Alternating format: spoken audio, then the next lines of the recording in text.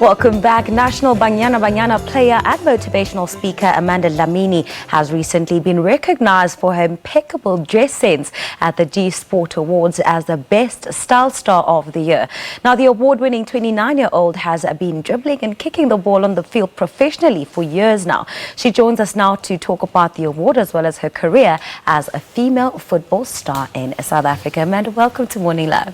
Good morning, and thank you for inviting me. Now, it's not often that we see women in sport donning ball gowns, looking all zhuzhed up, in makeup, looking impeccably styled. Yeah. But that's what happens at the Gsport Awards. And this year, you walked away with the Style Star of the Year. How does that work for a woman who spends her time in trainers on the soccer field? In tights and in sweat vests and everything. I don't know. It caught me off by surprise, but I'm really excited about it. I think for me, I just look at it in a different light, in saying that you have to perform well on the field, but also you need to present yourself in a proper way outside the field, you know, off the field. So for me, it's just really being comfortable and just, I think I just look at it always in terms of motivating the younger ones, because they always ask questions. And I think they have the wrong impression about us. They think we're making all the big money and everything, and then off the field they want to know how we are. So I think for me, as long as you're comfortable in what you wear, it's always good for me. I'm just very chilled. And I think the award kind of bodes well for you, and just the perception that people have about sportswomen in particular, that, you know, you're tomboys or you can't be feminine. So it's kind of nice to go out and be recognized for a style award where people certainly don't expect it. No, absolutely. I think it also goes in terms of molding the younger girl or the younger woman in terms of perception, like you say, but also holistically, just the brand on its own. You're on the field, you're sweating, and then off the field you have to rush into makeup, into studio, and do this and that. It's always just good, really, to go into the life of a footballer. And for me, it's just great recognition from Gsport and everyone and all the partners who are there to just say and really encourage the younger ones that it's not always just about, you know, the field. You also need to look nicer. And I mean, without even maybe going off track, but there's a whole lot of stereotypes around women footballers. So I think this sort of recognizes some of that and just really highlights that as women footballers, yes, we play on the field, but we're not just the people on the field. There's a different life to us off the field.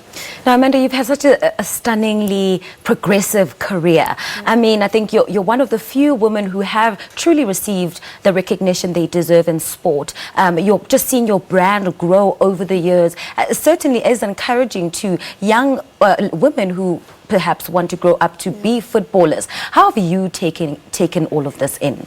Oh, thank you. It's just almost like a dream, because all I wanted to do was just play football. All I wanted to do was just play for the national team. And I think as a young girl growing up, I had my role models, Portia Modisas, Veronica Perez, and as soon as I played with them in the national team, for me, I thought that was it. Little did I know that through hard work and just patience and persistence, I'd get to where I am. But like I say, it's not just about playing football. The manner in which you carry yourself off the field goes a long way, but also school. I mean, I had to juggle football and going through high school and university. I was studying at UJ. I had to drop some of my subjects because I wanted to make it work. So for me, it just says it's okay to balance the two.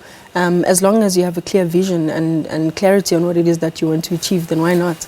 Now, a lot still needs to be done to advance women football in the country. What will you count amongst some of the top issues that you feel like need to be addressed as soon as possible? I know for some people it's having that professional women's football league, but for you, what are some of just some of the issues that you think should be at the forefront?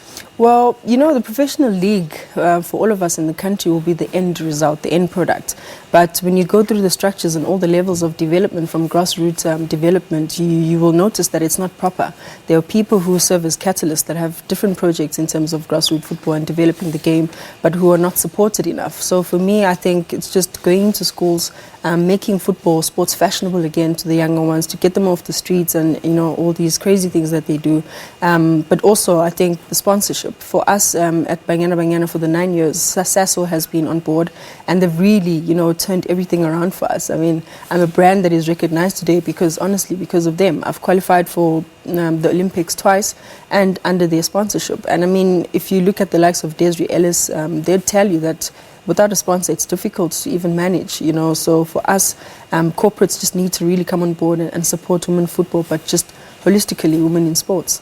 Now, there are a number of women who sort of play their part in making sure that youngsters are developed, you know, that young women are attracted to playing football and are interested in playing football. Janine van Wyk being one of them. You've also been doing your part in just making sure that you're just that sterling example that makes young girls want to participate, because to be honest, the participation numbers are there.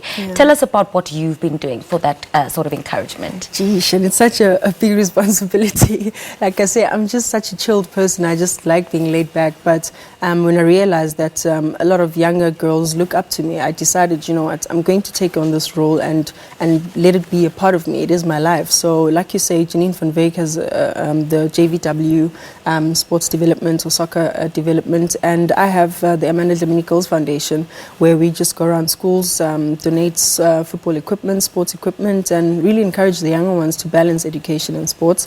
And fortunately, we've also been lucky that we've had partners who have partnered with us. For me, Jockey International has been the one that has really helped me in terms of just leveraging everything that we've been doing. So apart from that, it's just the national team and just going really strong. Amanda, thank you. You are such a star. Such a pleasure speaking to you this morning. That's Banyana Banyana soccer star Amanda Dlamini speaking to us about her career as a female soccer player in South Africa, as well as her recent nod that she received at the Gsport Awards for Best Style Star of the